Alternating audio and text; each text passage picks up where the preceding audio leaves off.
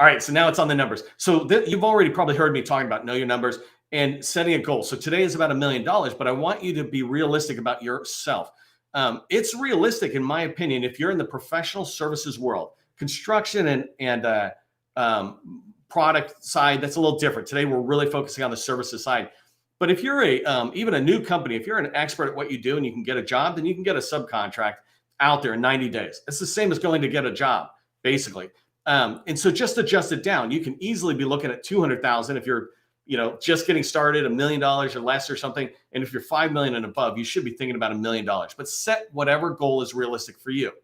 From that standpoint, I'm going to go on the fact that we're all going to go after $1 million in the next 90 days, because then all the numbers I'm going to show you are related to that. You need to adjust your numbers as they fit in. So the second number you want to track in here is what's your average rate, your average hourly bill rate.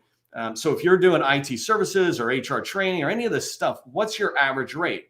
I used $100 an hour because of two reasons. One is that's a conservative number in the IT professional services world, but also it's a very easy number for me to do the math. And so $100 an hour generally is a $200,000 a year revenue. You can recognize $200,000 a year at $100 an hour. So you just take your hourly rate, multiply it by 2.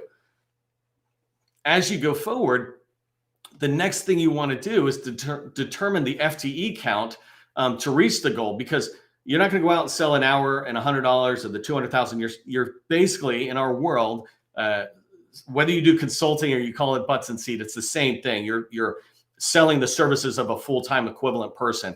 And so what I said here was, in order for me to reach the goal that I want to reach of $1 million, $1 million divided by $200,000 a year is 5 people. There's the 5 right there. But what I did is I added a person in. In project management, we always say, determine how much time and money it'll cost and then triple it, right? So you always be conservative. And so this is my version of doing that. I said $100 an hour in there. Well, what if I get an $80 an hour rate or something? So I'm just adding a whole nother person in there to my numbers to say, I don't need to reach 5 people. I need to get 6 FTEs billable or starting to be billable in order to have that sales goal achieved of $1 million. So hopefully that's making sense there.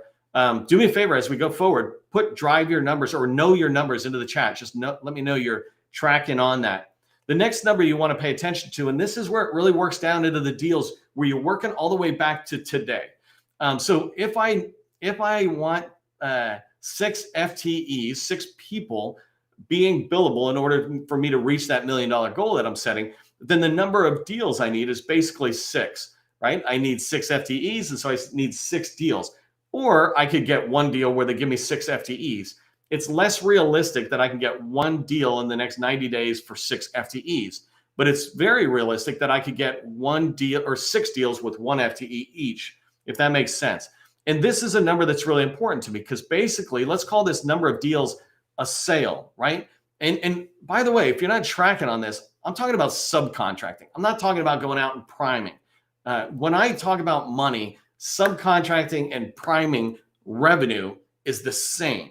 It's money coming in. It's all the same.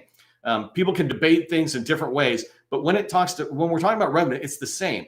Prime contracts are incredibly valuable if you want to sell your company and all that kind of stuff. Yes, there's a lot of value. But if all I'm trying to do is increase my company, if all I'm trying to do is add 6 people into my company who are Amazon Web Service cloud engineers, so I can continue to build up my my team of people who are all really good at this, so I can build my company up in that space, well, then subcontracting or priming is the same. And if you've ever seen me talk about your strategy each year, it should be, as you grow, large subcontracting under a large, subcontracting under a small, and prime contracting. So at this moment, when I say number of deals, it's 6. That's basically number of subcontracts that you land. As you continue to back up, how many prime contractors am I telling you that you need to have in place? You don't want 1, because then you're putting all your eggs in one basket. And what I'm saying is identify 6 strategic prime contractors. And what I mean by a strategic prime contractor in this space is somebody that you have reached out to and established a relationship with, where they agree to work with you. They want to work with you, and then they're just going to figure out over the next 90 days, for example, how they're going to work with you. You're not going in, by the way, and just saying, hey, give me. You're going to have a strategy to reach out, develop the relationship, but it doesn't take long for them to put you on an existing contract, because every day that their existing contracts are not fully staffed up, the government is looking at them as if they're not doing the job they said they would do, and they're losing revenue. If they bring you on for $100 an hour and charge the government $125, they're making a profit, or $105, they're making a profit.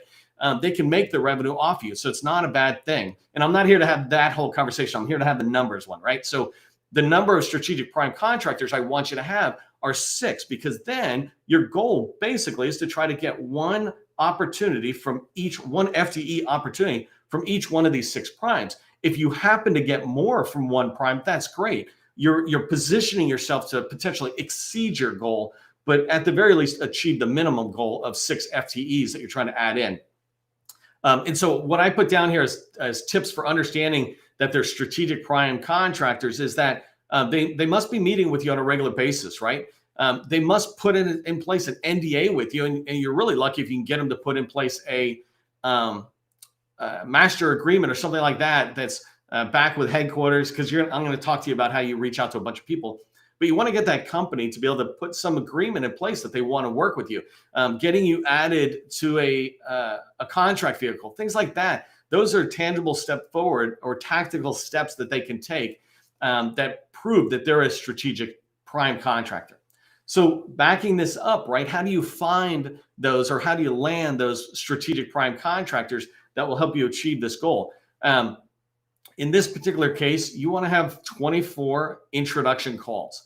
And all I'm saying is an intro call is you reach out to BAE and you've got a meeting with somebody over there and you're having an introduction call and you're saying, this is the value we bring. This is why you should work with us.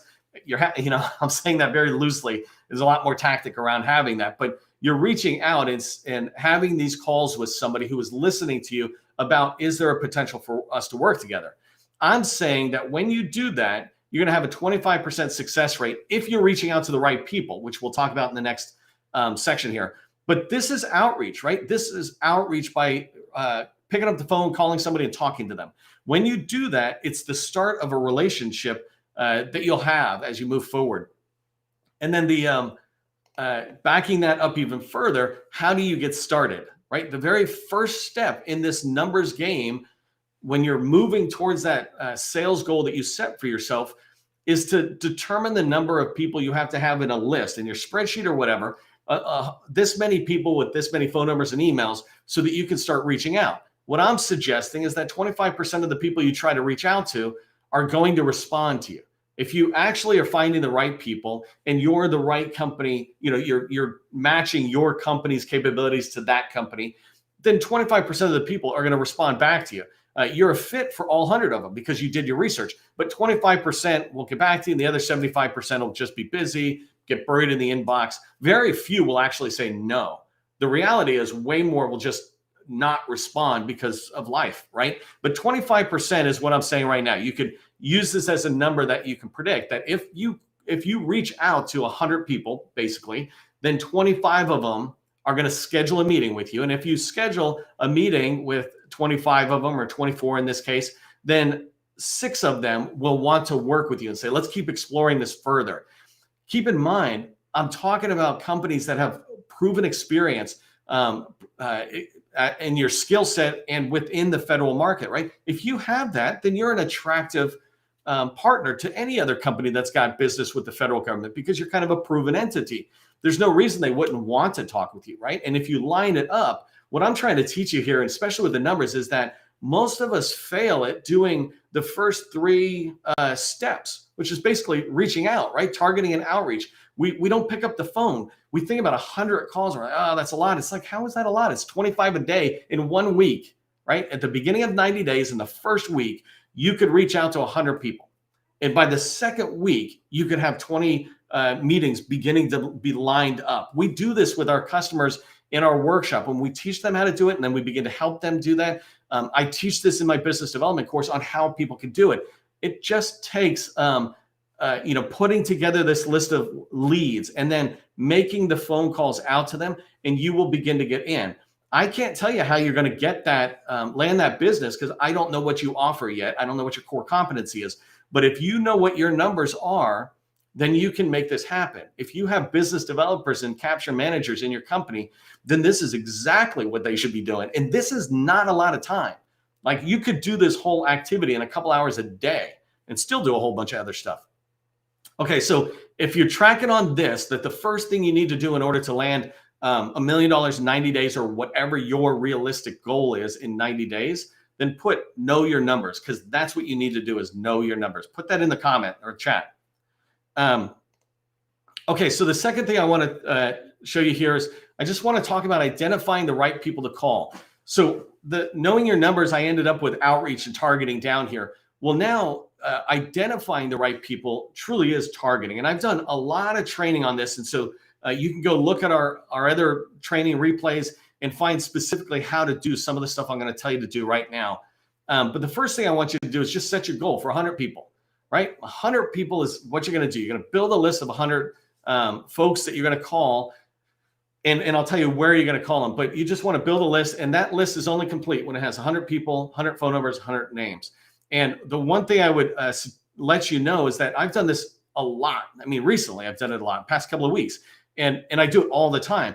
You can build that list within a single day. It is not hard if you put your energy to it. If you're super busy, then give yourself a week and give yourself 1 hour a day working on it. And you can get that done building a list, because it's just a matter of determining where do you want to go in and how do you find those people. And so let me talk about how you find those people. There's two businesses that you can reach out to go get $1 million in 90 days, right? For subcontracting, because that's what I'm talking about here is landing subcontracting deals within existing contract awardees. And so you can go to small businesses and large. There's a lot of small businesses out there, but what I'm recommending for this activity is find companies, small businesses that are doing 10 million or more in revenue. This shouldn't be overly hard. Just go into USA Spending and you can filter through there. You can go into FPDS and download a whole big spreadsheet and run a pivot table. If you're not familiar with a pivot table, go to Google and type in pivot table. In fact, you don't even have to go into Excel and it'll tell you how to do a pivot table. But if you use a pivot table, you can take FPDS data, right, in the tool, Federal Procurement Data System. You can download that data in a spreadsheet in a matter of minutes. And then you can go over and have Excel do a pivot table that'll point you in the direction of the companies that were earning the most in the past few years. There's many different ways you can do research. I'm not here to teach you how to do the research, but you can go into USA Spending or you can go to FPDS and really get this data. But the idea is you want to identify a bunch of companies that you can reach out to. I would do this in particular if you're a small business yourself that's under 10 million, then be reaching out for small businesses pretty much only. If you're under 5 million, pretty much only reach out to small businesses. If you're a larger small business, you can try reaching out to small businesses, but really your game is in the largest. If you're doing 5 or 10 million plus, then larges are going to be attracted to you. There's something about you that is good enough that they want to talk with you and see where they can work together with you. But when you're reaching out to a small business, my advice to you is only talk to the business owner. Yes, there's all sorts of people who work there. Yes, they're great. Some of my closest friends are people who work in small businesses. But the point is, if you can get to the owner, then there's a much more likelihood that that person will just make a decision to help put you on the team, because part of your approach to them is to tell them you want to build up your experience within a particular agency and under them as a subcontractor to them. So as you continue to learn and work over the next couple of years, whatever it is, whatever your message in there, but it will ring with a small business owner faster than anybody else. And then the second group of identifying the right people are large primes. And so here's some tips on how you can find large prime contractors. It's exactly what I do every single time. If I want to reach out to Booz Allen as an example, and I'm trying to find people, I can go to Booz Allen, type in contract vehicles. That's the best thing you can type when you go to search inside of a large prime, is just type contract vehicles in their search, and it'll bring up a page that they list out all their contract vehicles. And the coolest thing is all their program managers, contract managers, they're all listed there, right? The government requires that they list it there, partly so that small businesses can reach out to them. And I want you to reach out. Don't reach out to a large if you're making certainly less than $1 million. Don't. You're just wasting their time and your time, because there's smalls who will work with you. But when you're bigger and you can really bring some value to the team, They want to hear from you. They need to put smalls on their team anyways. If they can find somebody good like you, then they're going to sit there and work it. So look at contract vehicles on their site. That's one way. The second way you can find people within a large prime is to build a relationship with the SBLOs, engage with the SBLOs. And one thing to keep in mind is don't stick with just the SBLOs you see at these conferences. They're just one person. But if you go to like Boeing, they've got, I don't know, 20 or 30 small business liaisons, but not all of them are that primary visible one who goes to the conferences. And the problem with that, going to that person, is that everybody's going to them. Take the time to learn who else is in your large prime that might be a small business liaison. And one of the ways you can find that out is just by reaching out to other people you might know in there and asking them if they know anybody. So engage with the SBLOs. The third way at a large prime that you can find people's names to begin to reach out to and figure out how to pursue them is go into LinkedIn. If you go into LinkedIn, you can search for business developers in the Navy if that's where you're trying to get in, and be able to reach out and say, hey, we're doing some work in the Navy, but we'd love to connect with you. Frankly, one of the biggest things that I see is people who are working with a large prime who haven't learned to grow organically that relationship. You're doing good work in one place, but you're not expanding it everywhere. And so that obviously is the first place you want to go. If you're a company that's working with large primes already, then you should be looking to get $10 million out of that large prime a year in revenue as a small bit. Like, you should be able to expect that. The same way I say, if you're targeting an agency, target an agency that you could see the long-term growth going to $100 million a year, like the Navy or HHS or something.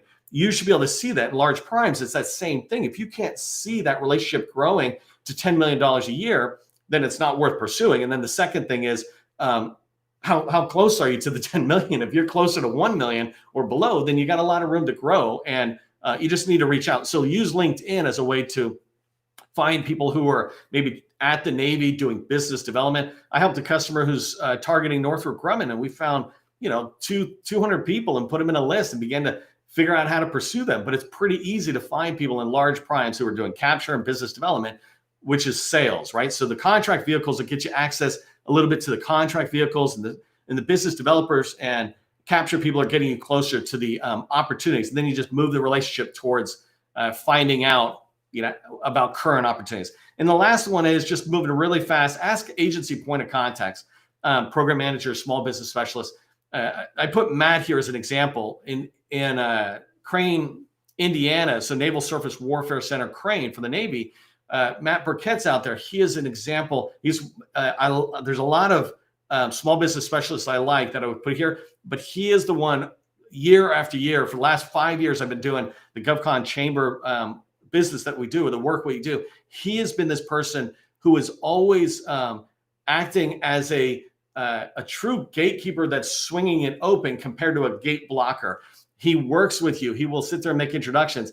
And I've told stories about this before, where I've had customers who go to him and then get introduced to the larges, which allow that customer to then build their own relationship and start moving forward. So ask small business pros in the agency you're trying to get into, or the agency you're working at, could you make introductions to the program managers? The program managers are gold with large primes because they're the ones who are responsible for fully staffing a contract, right? There's HR and there's talent acquisition, but these people have profit and loss responsibilities for that contract or that agency. They're open to talking with you if you're the right company in there. So, okay, one last thing I wanted to share, and I got to jump to this pretty fast. Hopefully this come up. The last tip I wanted to share, and I'm running out of room here a lot of time, but I'll send you this list. But how do you reach out and how do you follow up? I've got a 30-day plan for how do you reach out and begin to just keep following up with somebody. And I'm happy to send this sales lead follow-up process checklist to you so that you can actually begin to reach out to people and contact them. But the big thing about it is you've got to just pick up the phone, right? And reach out and call them. So it's a fire hose of information. I do a lot here that I'm trying to teach you. But as a recap, if you want to land $1 million of your equivalent dollar value in 90 days, know your numbers, identify the right people, and make outreach calls. And here's my tip for you walking away. Fill out your numbers today. If you want me to send you that worksheet I did with the numbers and what numbers you should fill in, just put numbers worksheet, please, into the chat, and I'll send that to you. remember, government contracting, it is not a secret. It's just a process. I'll see you in the next training.